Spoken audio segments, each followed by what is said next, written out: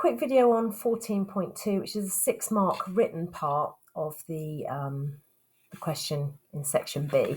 So we've just worked out the statement of changes in equity. We've seen what's happened there. And then we've been asked to assess the impacts that the bonus issue and the asset revaluation will have on the individual shareholders of Rexarol plc. So it would be foolish really not to refer back to the figures that we've done here. If you haven't managed to do this properly, then you are going to struggle really to answer this question. But we know that a bonus issue is free shares given to shareholders.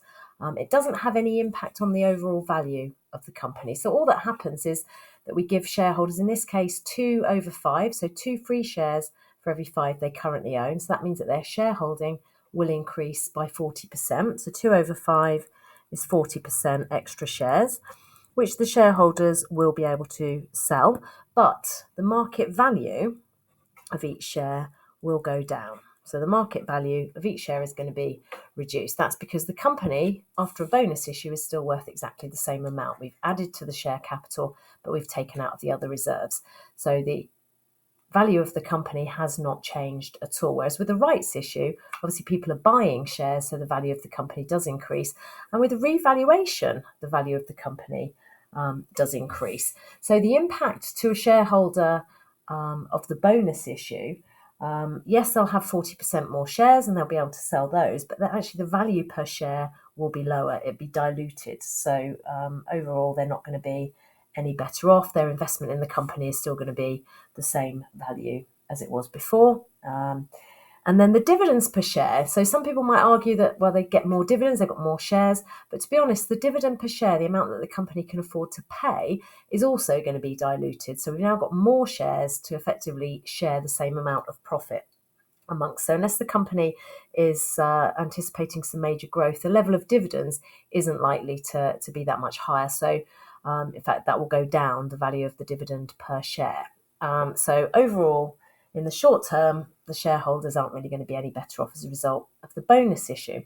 The asset revaluation, however, now this is where we need to be careful. The asset revaluation won't bring any extra money into the business, but it will increase the value of the assets. Okay, so the value of the company, in this case, has gone up by £690,000. And the majority of that actually is to do with depreciation. And while we're thinking about depreciation, if the value of the assets goes up, the depreciation charge will go up. So it could be that actually, again, in the short term, these shareholders might be worse off because depreciation on a higher amount will reduce the profits. So therefore, there'll be less profit available from which to pay dividends.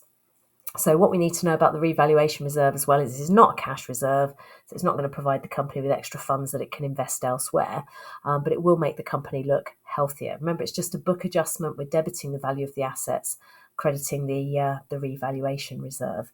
So overall, again, not really much of an impact for your current shareholders.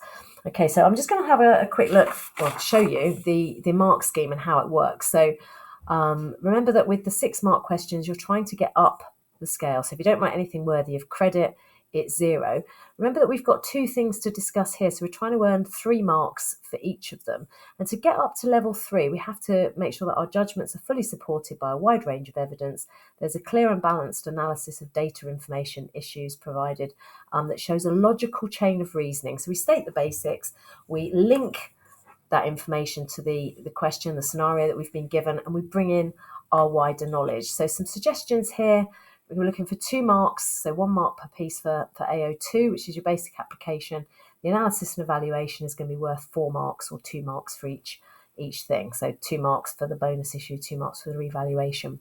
So AO2 for the bonus issue is just quite simply stating that it's going to increase the number of shares by 40%.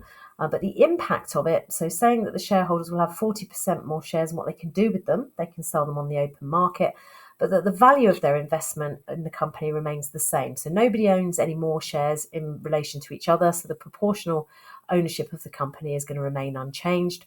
The market price of the share will fall. So if we make bonus issues, the company is still worth the same amount. So all that happens is the value of each share is diluted. If the dividends per share figure is maintained, then the total dividends received by each shareholder will increase. But this is really unlikely because the profit is not going to shoot up overnight. So the dividend per share will also be reduced proportionally. So we're going to be no better or worse off, really.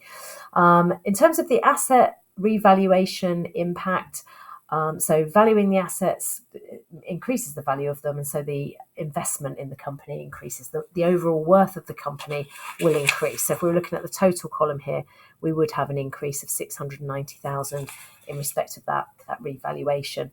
The revaluation reserve could be used to give them bonus shares in future. So we could convert the revaluation reserve